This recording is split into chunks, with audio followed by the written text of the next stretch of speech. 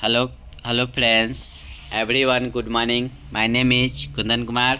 आज हम लोग संस्कृत का अध्याय 7 नीति श्लोका पाठ का पूर्ण व्याख्या करेंगे। ठीक है, तो यहाँ पे देखिए ये जो पाठ है वो महाभारत का एक छोटा सा टुकड़ा यानी कि महाभारत से लिया गया है। ठीक है, यहाँ पे देखिए यह पाठ महाभारत के अंश है, यानी कि यह पाठ महाभारत के अंश यानी कि यह महाभारत से लिया गया है।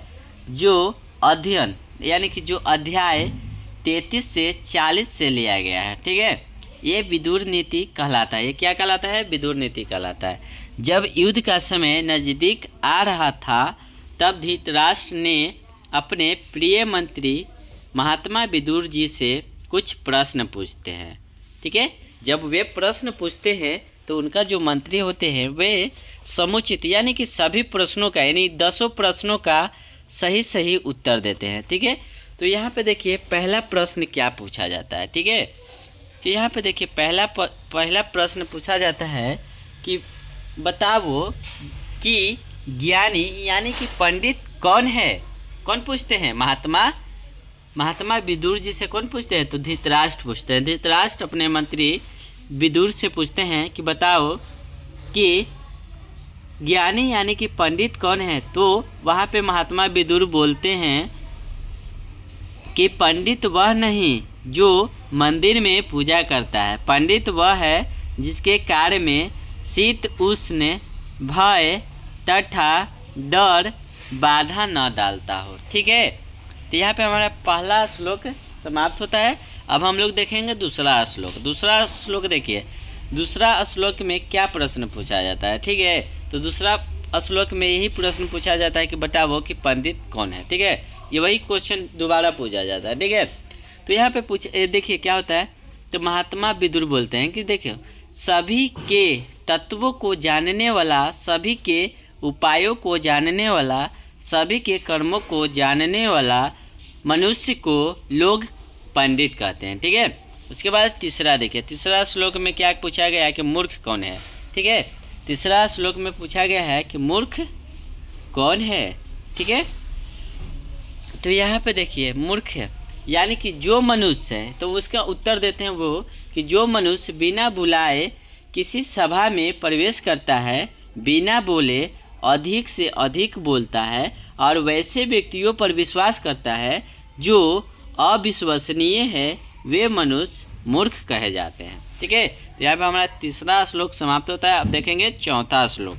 तो देखिए चौथा श्लोक में क्या पूछा जाता है। ठीक है, चौथा श्लोक में पूछा जाता है कि धर्म, क्षमा, विद्या एवं अहिंसा क्या है। ठीक है, धर्म, क्षमा, विद्या एवं अहिंसा क्या है। तो वहाँ पे महात्मा विदुर जी बोलते हैं कि एक ही धर्म सर्वश्रेष्ठ है, एक ही धर्म सर्वश्रेष्ठ धर्म है। सबसे उत्तम शांति क्षमा से मिलती है। सबसे उत्तम शांति किससे मिलती है? क्षमा से मिलती है। विद्या से तृप्ति मिलती है तथा अहिंसा से क्या मिलता है? सुख मिलती है। ठीक है, तो यहाँ पे चौथा श्लोक हमारा समाप्त होता है। अब हम लोग देखेंगे पाँचवा श्लोक है। ठीक है, तो पाँचवा श्लोक में क्या पूछा जाता है। तो पाँचवा श्लोक में देखिए क्या पूछा जाता है कि नरक के कितने द्वार हैं, नरक के कितने द्वार हैं। तो यहाँ पे देखिए महात्मा विदुर बोलते हैं कि नरक जाने के 3 द्वार हैं। नरक जाने के कितने द्वार हैं? 3 द्वार हैं जो मनुष्य को नाश कर देता है। वे है काम, क्रोध और लोभ है। अतः उन्नति की इच्छा रखने वाले मनुष्यों को इन तीनों को त्याग देना चाहिए। ठीक है, उसके बाद हमारा पाँचवा तो श्लोक खत्म होता है। अगला है छठा श्लोक। ठीक है, छठा श्लोक में क्या पूछा जाता है।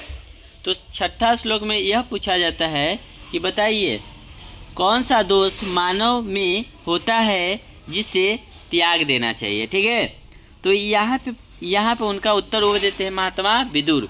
उन्नति की इच्छा रखने वाले मनुष्यों को निंद्रा, तंद्रा, भय, क्रोध, आलस और दीर्घसूत्रता का अर्थ होता है किसी काम को देर तक करते रहना, यानी कि 2 घंटे की बजाय उसमें हम 10 घंटा समय में लगा देते हैं, यानी कि 2 घंटे की जगह उसमें काम को करने में हम लोग 10 घंटा लगा देते हैं। उस काम को हम क्या कहते हैं? दीर्घ सूत्रता। इन 6 दोषों को त्याग कर देना चाहिए, इन 6 दोषों को त्याग कर देना चाहिए। ठीक है, तो यहाँ पे हमारा 6वां श्लोक खत्म होता है। अब हमारा आता है 7वां श्लोक। तो 7वां श्लोक में देखिए क्या कहता है।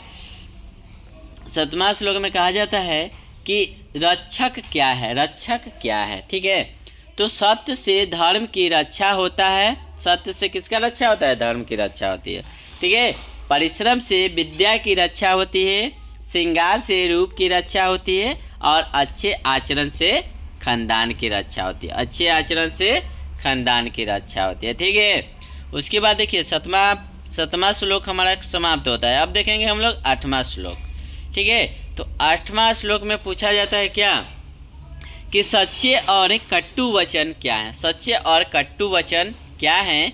तो महात्मा विदुर जी प्रश्न सुनकर कहते हैं कि देखिए राजन, देखिए राजन, राजन यानी कि राजा, इस संसार में मधुर वचन बोलने वाले तथा सुनने वाले बहुत लोग हैं। ठीक है, सुनने वाले और बोलने वाले तो बहुत लोग हैं, लेकिन आपकी हित क्यों न हो, आपसे क्रोधित हो जाएगा, गुस्सा करने लगेगा। ठीक है, तो यहाँ पे हमारा 8वां श्लोक भी खत्म होता है। अब आता है हमारा 9वां श्लोक। ठीक है, तो 9वां श्लोक में देखिए क्या कहा जाता है कि स्त्री क्या है उसकी क्या मान्यता है, स्त्री क्या है उसकी क्या मान्यता है। तो वहाँ पे महात्मा विदुर इसका भी प्रश्न का उत्तर देते हैं और कहते हैं, तो महात्मा विदुर जी कहते हैं कि स्त्री जो है घर की लक्ष्मी होती है। ठीक है, स्त्री जो है वह घर की लक्ष्मी होती है, इन्हीं से परिवार की प्रतिष्ठा बढ़ती है, ये महापुरुषों को जन्म देती है, इसलिए ये रक्षा करने योग्य है, ये पूजने योग्य है, यानी कि इसकी पूजा करनी चाहिए। ठीक है, उसके बाद देखिए 10वां श्लोक क्या है। 10वां यानी कि लास्ट श्लोक हमारा 10वां श्लोक है कि 10वां श्लोक में पूछा जाता है कि विनम्रता बदनामी को दूर करता है, यानी कि आकृति विनियोग क्या है। ठीक है, तो यहाँ पे ये इसका आंसर हो जाएगा कि विनम्रता बदनामी को दूर करता है, पौरुष या पराक्रम अनर्थ को दूर करती है, क्षमा क्रोध को दूर करती है, और अच्छा आचरण बुरे आदतों को दूर करती है। तो यहाँ पे हमारा वीडियो समाप्त होता है। हमारा वीडियो देखने के लिए धन्यवाद। लाइक करें, सब्सक्राइब करें और बेल आइकन को दबाएं।